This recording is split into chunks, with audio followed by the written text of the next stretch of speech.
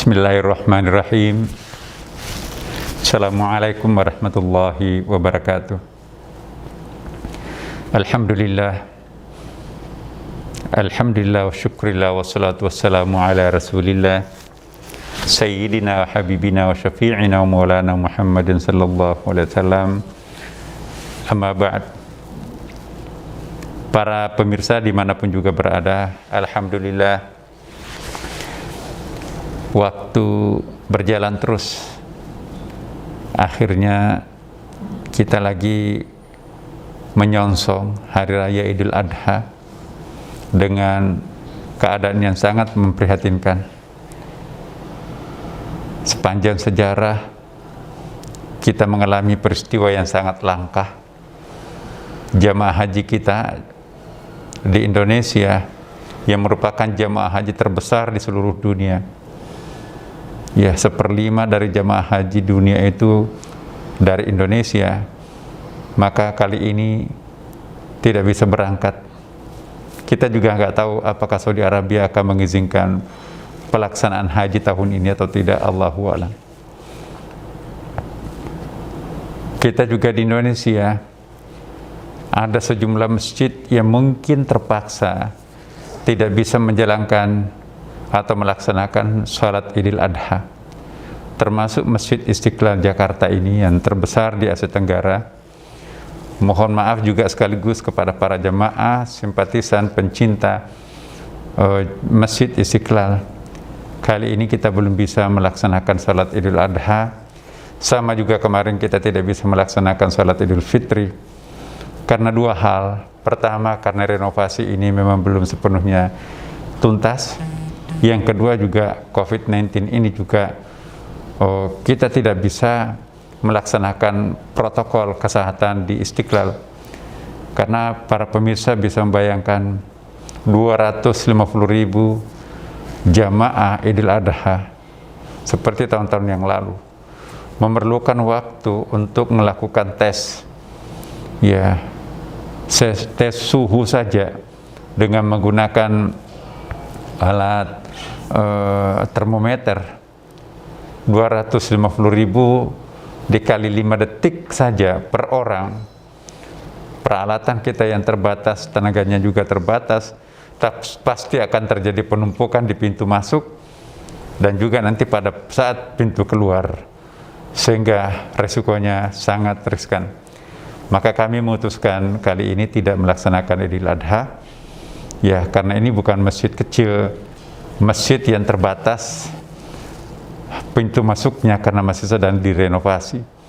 Hanya bisa 2 pintu, pintu kanan kiri, sedangkan pintu utamanya itu belum bisa dipakai karena sedang ada penggalian-penggalian terowongan.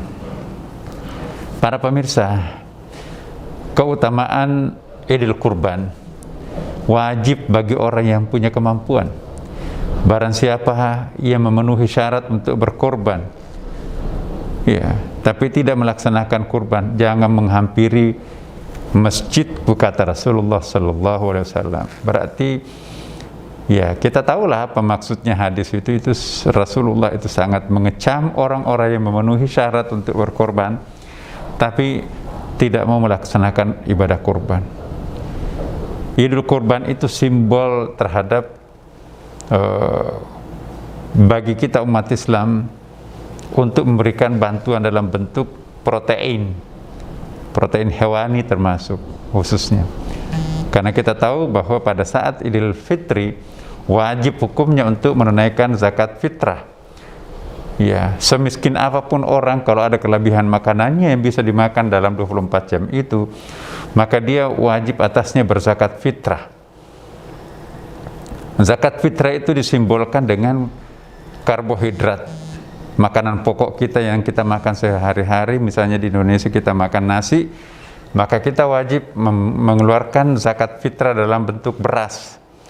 Mungkin di daerah tertentu sagu, bagi mereka makanan pokoknya di sana itu makanan tradisional itu makanannya sagu. Mungkin di tempat lain jagung. Apa yang menjadi merupakan makanan pokok kita itu yang harus dikeluarkan. Tapi itu fungsinya adalah memberikan bantuan dalam bentuk karbohidrat dalam ibadah zakat fitrah, Idul Fitri itu. Nah, kali ini zakat protein, pengeluaran kita dalam bentuk protein, Idul Kurban, hewan berkaki 4, ya, kambing, kerbau atau sapi, ya, bagi tentunya yang memenuhi syarat. Nah, sekarang ini sangat-sangat penting artinya Idul Kurban ini. Mungkin banyak di antara saudara-saudara kita yang tidak pernah menikmati protein karena harga daging mahal. Apa jadinya pertumbuhan kesehatan tanpa protein yang lengkap? Karena itu, para pemirsa, mari kita berbagi kepada mereka-mereka yang tidak punya kemampuan, ya, untuk menikmati protein. Yang biasanya melakukan penyembelihan hewan, ya, ambil pahanya satu, sekarang nggak usah. Serahkan sepenuhnya. Bahkan kalau perlu saya menghimbau, lakukanlah kurban secara online. Apa maksudnya kurban online? Ada Basnas misalnya, salah satu institusi yang menyelaksanakannya itu kan. Ya, di internet, di websitenya bisa kita lihat ada jenis, bahkan kambingnya seperti apa, harganya berapa, sapinya juga kelas berapa, harganya berapa. Pihak Basnas lah yang bertanggung jawab untuk menyembelih dan sekaligus mendistribusikannya kepada para mustahiknya, orang yang berhak. Saya percaya bahwa Basnas itu punya mapping, punya peta kemiskinan. Nah, kalau kita, belum tentu orang yang paling miskin itu yang kita kasih.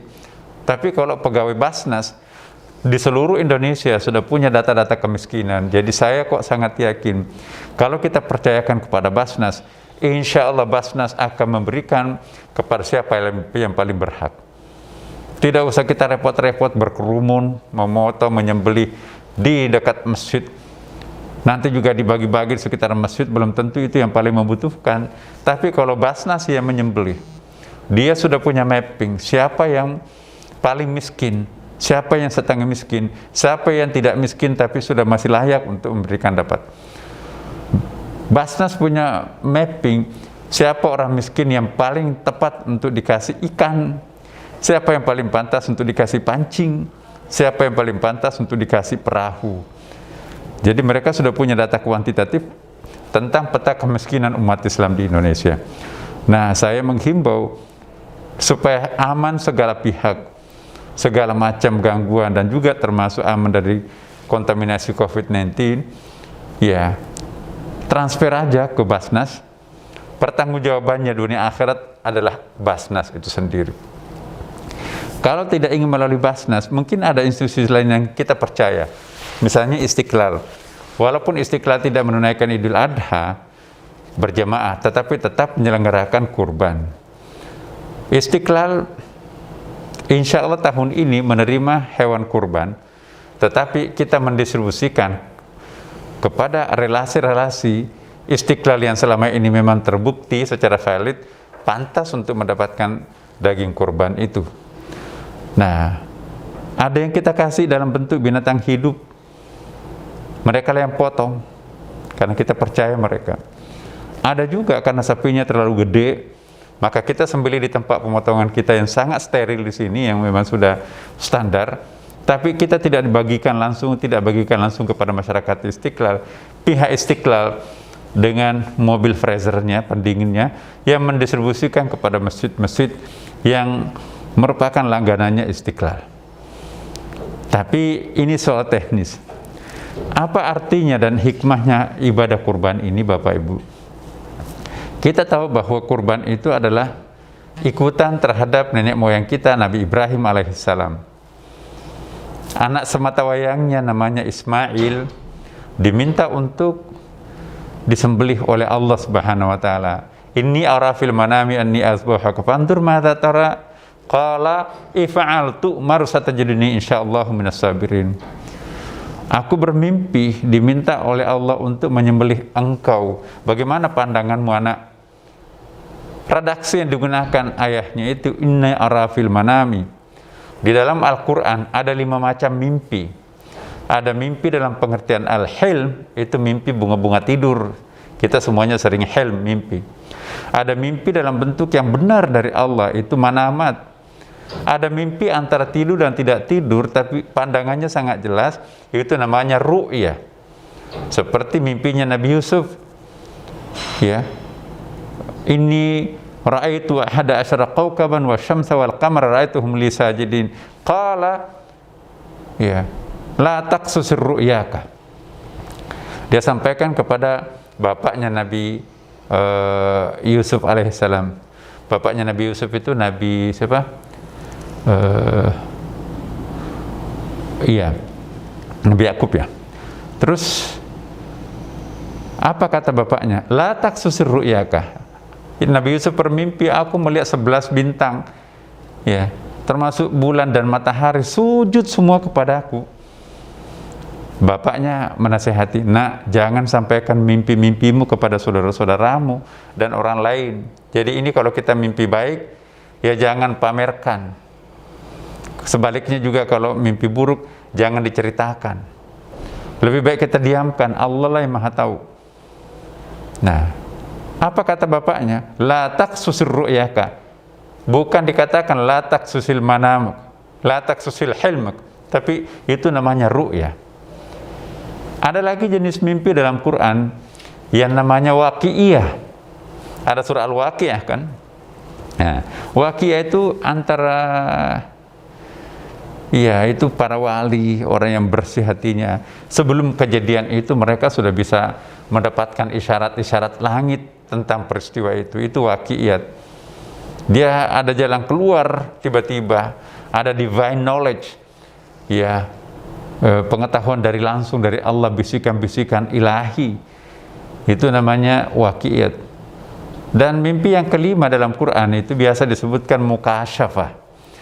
Mukasyif, orang-orang yang sudah sampai kepada kelas yang lahir batin bersih, yang dalam hadis disebutkan dia bisa meminjam mata Tuhan untuk melihat, meminjam telinga Allah untuk mendengar.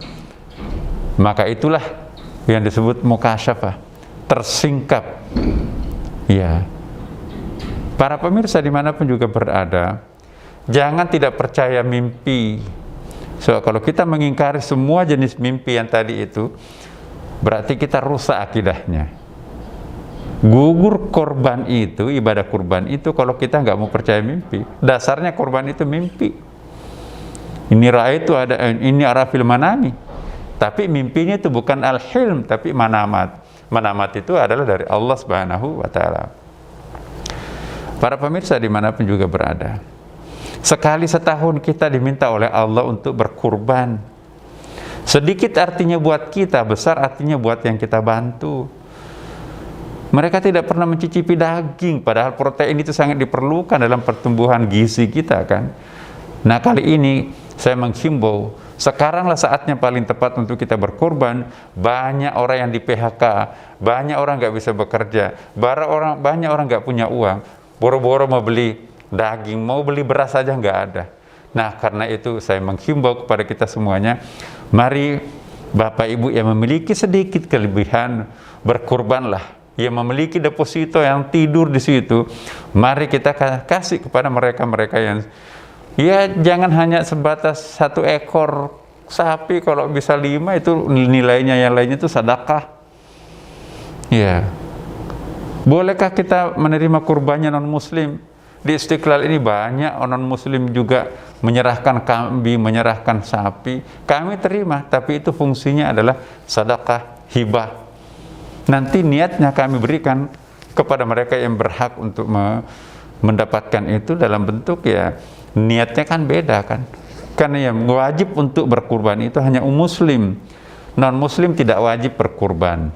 Tetapi boleh kita menyalurkan sedekahnya, hibahnya, partisipasinya mereka kepada umat Islam. Nggak ada masalah, itu bukan haram. Yang penting kita sembelih secara Islam. Nah, hari kurban itu jangan hari pertama. Kalau semua nyembelih hari pertama, takutnya itu berdesak-desakan, rebutan daging. Ada hari tasyrik, memungkinkan kita untuk memotong hewan kurban. Hari 1, 2, 3 hari tasyrik itu bisa. Ya. Kalau di luar negeri, ya di Mekah itu bisa dikalengkan atau bisa di freezer. ya, karena terlalu banyak daging yang disembelih di Mekah, maka itu sebagian dagingnya dikirim ke Afrika yang miskin, tentu melalui kapal pendingin.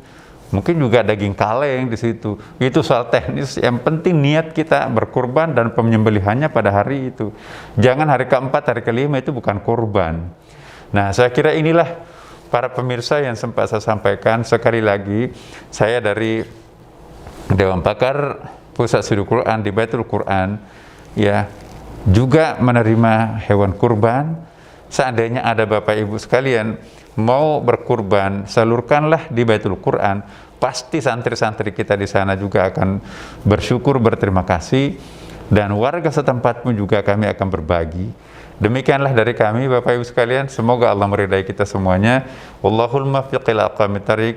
Wassalamualaikum warahmatullahi wabarakatuh.